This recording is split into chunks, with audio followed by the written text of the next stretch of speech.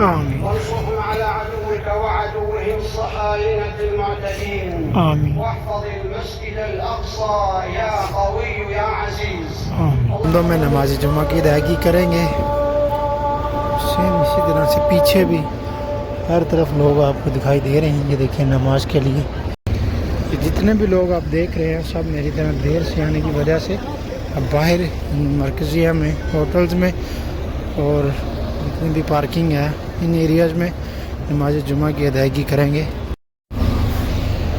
بسم اللہ الرحمن الرحیم. السلام علیکم ورحمۃ اللہ وبرکاتہ. ویلکم بیک ٹو مائی چینل مدینہ بلاگ کے ساتھ میں عبدالحبیب. مدینہ منورہ سے سب سے بڑے درود و سلام اللہم صلی وسلم علی نبینا و حبیبنا محمد صلی اللہ علیہ وسلم علیہ وسلم. ماشاء اللہ امید کرتا ہوں تمام دوستوں آپ خرافی سے ہوں گے. آج پھر سے ایک نئی ویڈیو اور نئے بلاگ کے ساتھ آپ کی خدمت میں حاضر. اگر آپ ہمارے چینل پہ نئے ہیں تو چینل کو ضرور سبسکرائب کر لیں اور بیل آئیکن کے ساتھ پریس کر لیں تاکہ ہر ویڈیوز آپ کو بر وقت ملتی رہے. اور آج ماشاء اللہ ماہ شعبان کا دوسرا جمعۃ المبارک اور میری طرف سے جتنے بھی ہمارے دیکھنے اور سننے والے سب کو جمعۃ المبارک. اور آج جو کہ ہم لیٹ ہو چکے ہیں اور ابھی مسجد نبی میں داخل نہیں ہو سکتے. ابھی یہاں سے اس طرف سے دیکھتے ہیں, اگر یہاں سے جانے کا راستہ مل گیا تو ٹھیک ہے, نہیں تو پھر باہر میدان میں جا کے نماز جمعہ کی ادائیگی کریں گے انشاءاللہ. یہ دیکھیے میری طرح بہت سارے لوگ ہیں جو لیٹ ہو چکے ہیں, دیر سے آئے ہیں. اور ابھی اس طرح بھی دیکھ سکتے ہیں آپ کہ ابھی آگے نہیں جا سکتے ہیں حرم میں. تو اب یہاں پر یہ مرکزیہ میں ہوٹلز میں کی پارکنگ میں نماز جمعہ کی ادائیگی کریں گے. مگر ہم لوگ موون پک سے یا اس کی دوسری طرف سے انشاءاللہ میدان کی طرف چلتے ہیں اور وہاں پر نماز جمعہ کی ادائیگی کریں گے. اور یہ دیکھیں کتنے لوگ ہیں جو دیر سے آنے کی وجہ سے اب حرم میں نہیں داخل ہو سکتے ہیں, کیونکہ جتنے بھی داخلی دروازے تھے وہ سب اب بند کر دیے گئے ہیں. اور اگر آپ بھی مسجد نبی میں جمعہ کی ادائیگی کے لیے آ رہے ہیں تو پلیز ٹائم کا ضرور پابندی کیجیے گا.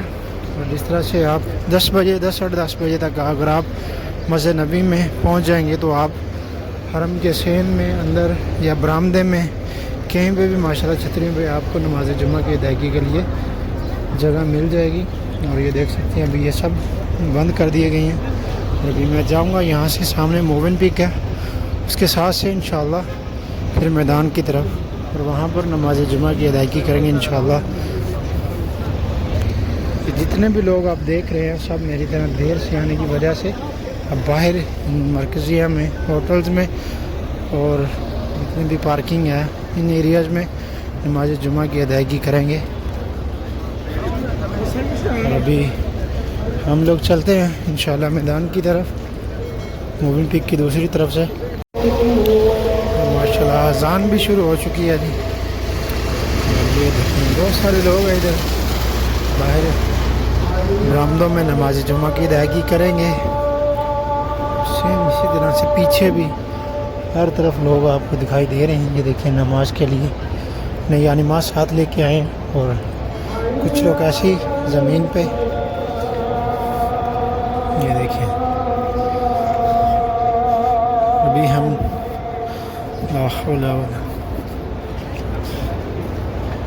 یہ ہم سے جائیں گے پیچھے انشاءاللہ جگہ مل جائے گی نماز کے لیے.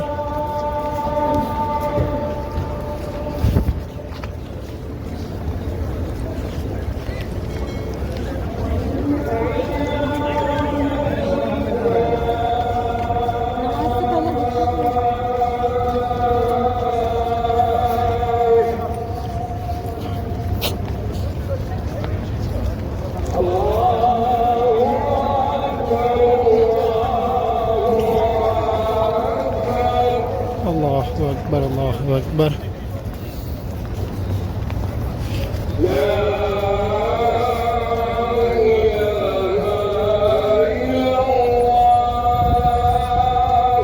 لا الہ الا اللہ محمد رسول اللہ صلی اللہ علیہ وسلم.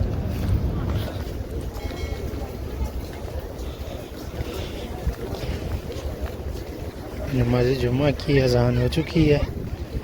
ابھی ماشاءاللہ دیکھ سکتے ہیں ہر طرف سے ماشاءاللہ لوگ جو نماز جمعہ کے لیے مسجد نبی کی جانب نظر آ رہے ہیں آپ کو آتے ہوئے. اور یہ اس طرف جتنے بھی داخلی دروازے ہیں سب بند کر دیے گئے ہیں. اور ابھی اس میدان میں نماز جمعہ کی ادائیگی کے لیے لوگ جمع ہو رہے ہیں برآمدوں میں, پیچھے مرکزیہ میں, ہوٹلز میں. और आप लोग भी मस्जिद नबी में नमाज जुम्मा की अदायगी के लिए आ रहे हैं तो प्लीज़ इस चीज़ को ज़रूर मद्देनज़र रखें कि आप टाइम के साथ हरम में पहुंच जाएं ताकि आप भी नमाज़ें हरम के अंदर अदा कर सकें। और अभी इंशाअल्लाह यहाँ से देखते हैं, अभी हमें भी कहीं जगह मिलेगी इंशाअल्लाह।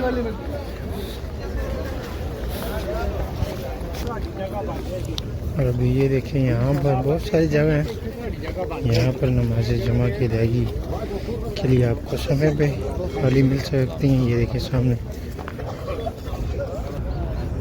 माशाल्लाह देख सकते हैं कितना रश है लोगों का माशाल्लाह यहाँ पर। इस जानब अभी बहुत सी सफ़े खाली हैं, बहुत सारी जगह हैं। और आप लोग भी नमाज जुमा में आ रहे हैं और अगर आप देर से पहुँच रहे हैं तो अगर कहीं जगह नहीं मिले तो इस जगह पे आप आ सकते हैं मैदान में। देख सकते हैं माशाल्लाह कितना रश है। तो इस वीडियो को लास्ट तक देखें, कमेंट सेक्शन में अपनी राय का इज़हार भी ज़रूर दें। अभी इंशाल्लाह नमाज जुमा का खुतबा आपके साथ शेयर करेंगे। मुकम्मल वीडियोस देखिए, कमेंट सेक्शन में अपनी राय का इज़हार ज़रूर दें।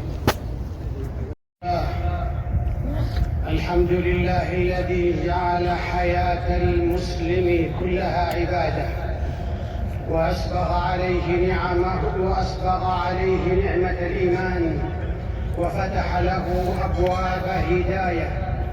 وأشهد أن لا إله إلا الله وحده لا شريك له، له الملك وله الحمد وبيده الأمر كله وإليه تنتهي كل سيادة. وأشهد أن سيدنا ونبينا محمدًا عبده ورسوله بلغ رسالة وأقام للأمة نهج عمارة وكان بإذن ربه إمام ريادة صلى الله عليه وعلى آله وصحبه ما بقي للدين حراسة.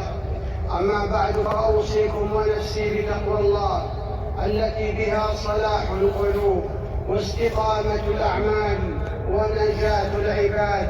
قال الله تعالى: يا أيها الذين آمنوا اتقوا الله حق تقاته ولا تموتن إلا وأنتم مسلمون.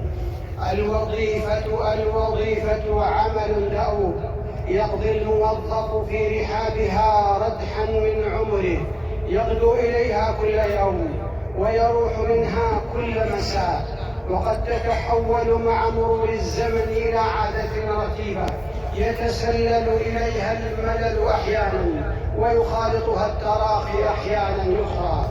لكن للوظيفة في ميزان الإسلام شأن آخر، فحين يغادر الموظف منزله مستحضرا أنه يمضي إلى محراب عبادة، عندها يتحول وقت العمل إلى متعة وتغدو منجزاته سعادة، ويصبح الجهد المبذول قربة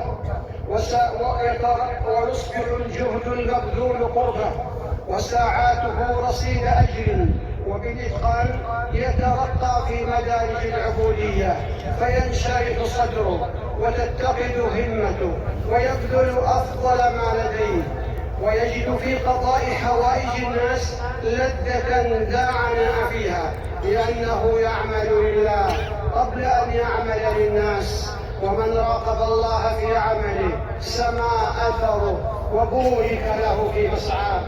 كل وظيفة مهما علت أو صغرت في نظر الناس هي لبنة في كيان الوطن والأمة.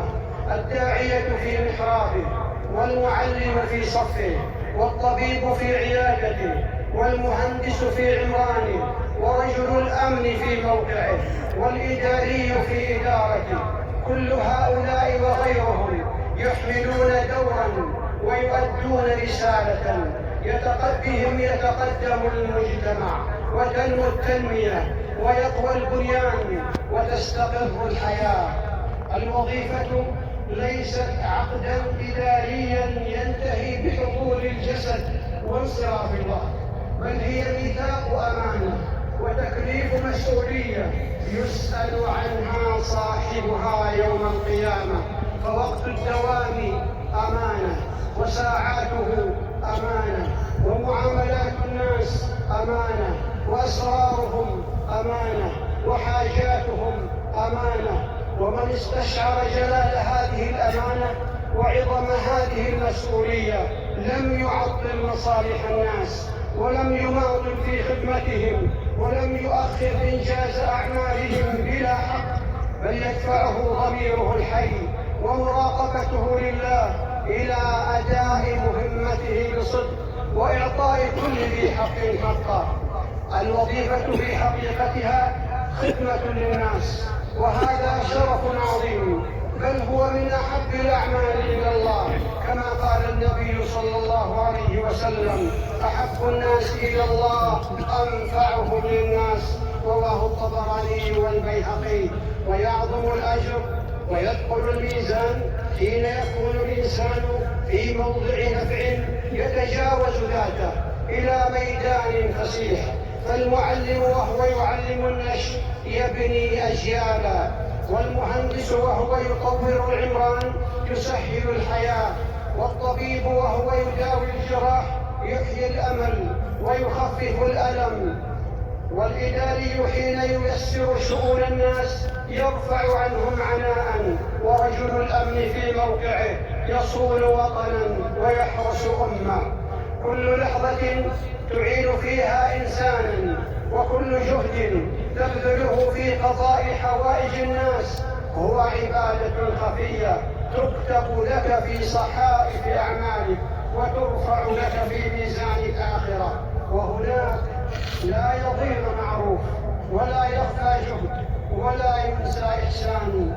ومن سنن الله الماضية وسننه لا تتبدل أن الله يعامل الإنسان كما يعامل الناس، فالجزاء من جنس العمل. من يسر على الناس يسر الله عليه شأنه، ومن أعان صاحب حاجة أعانه الله، ومن رحم ضعيفا أو مكروبا رحمه الله. وإن كان الجزاء مؤجلا للآخرة فإن بشائره تعجل في الدنيا، طمأنينة في القلب، وبركة في الولد والصحة، وتوفيقا في المسعى، وحسن خاتمة في المنتهى. ومن أخص مظاهر هذه البركة وأقربها إلى حياة الناس اليومية طيب المأكل ونماء الرزق. فالموظف الذي يتحرى الحلال في وقت دوامه يعلم أن اللقمة التي يقدمها لأهله قد اختلطت بعرق الإخلاص، فاستوجبت حفظ الله ورعايته. وكما أن العمل عبادة، فإن صيانته من شرب الحرام أو التقصير هي تمام هذه العبادة. بها يطيب العيش ويستجاب الدعاء ويحل الرضا في القليل قبل الكثير.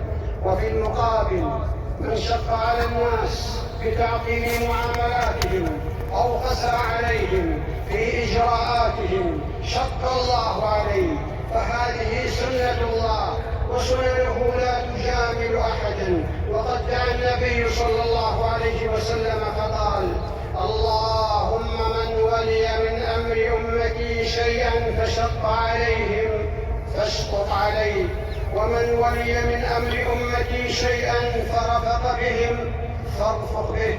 رواه مسلم من حديث عائشة رضي الله عنها.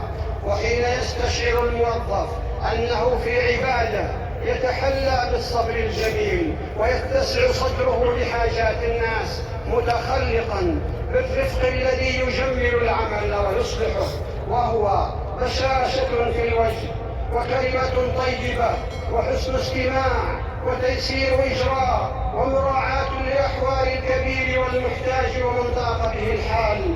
وقد قال رسول الله صلى الله عليه وسلم: ما كان الرفق في شيء إلا زانه، ولا نزع من شيء إلا شانه. رواه مسلم من حديث عائشة رضي الله عنها. ثم يأتي التواضع، وهو رفعة حقيقية وعلو قدر يحس في القلوب قبل أن يرى في العيون. الموظف المتواضع يرى المنصب وسيلة لخدمة الناس لا منصة استعلاء، لا يفرق بين كبير وصغير ولا بين صاحب جاه وبصير. هكذا كان هدي الناس مقاما وألينهم جانبا، يمشي مع الأرملة والمسكين ويقضي حاجتهم ويخدم الجميع. قال تعالى: وعباد الرحمن الذين يمشون على الأرض هونا. أقول قولي هذا وأستغفر الله العظيم لي ولكم ولسائر المسلمين من كل ذنب فاستغفروه إنه هو الغفور الرحيم. يا موالى المسلمين، وأصلح أحوالهم واجمع كلمتهم، كلهم مؤيدا ونصيرا وظهيرا. اللهم احفظهم في فلسطين وانصرهم على عدوك وعدوهم الصهاينة المعتدين. واحفظ المسجد الأقصى يا قوي يا عزيز. اللهم إنا نسألك الجنة وما قرب إليها من قول أو عمل، ونعوذ بك من النار وما قرب إليها من قول أو عمل. اللهم أصلح لنا ديننا الذي هو عصمة أمرنا، وأصلح لنا دنيانا التي فيها معاشنا، وأصلح لنا آخرة التي إليها معادنا، واجعل الحياة زيادة لنا في كل خير والموت راحة لنا من كل شر. اللهم أحسن عاقبتنا في الأمور كلها، وأجرنا من خزي الدنيا وعذاب الآخرة. وارحم موتانا واشف مرضانا ويسر امورنا وزدنا ايمانا وهدى وتوفيقا. اللهم اغثنا، اللهم اغثنا، اللهم اغثنا.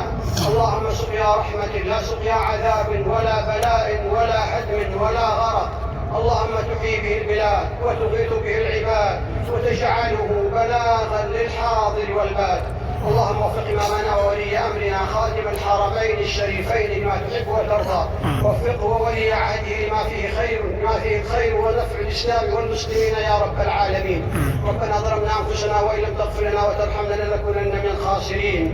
ربنا اغفر لنا ولإخواننا الذين سبقونا بالإيمان، ولا تجعل في قلوبنا غلا للذين آمنوا ربنا إنك رؤوف رحيم. ربنا آتنا في الدنيا حسنة وفي الآخرة حسنة وقنا عذاب النار.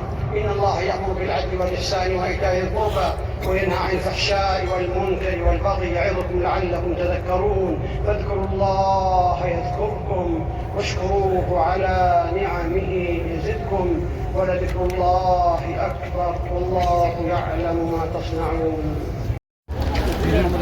गैस ये था हमारा आज का ब्लॉग। उम्मीद है आपको जरूर पसंद आएगा। मदीना ब्लॉग के साथ अपने भाई को दें इजाज़त। अब तक के लिए इतने, इंशाल्लाह मिलते हैं आपको दोबारा नेक्स्ट ब्लॉग में। तब तक के लिए अल्लाह हाफिज़। दुआ में याद रखिएगा। अल्लाह हाफिज़।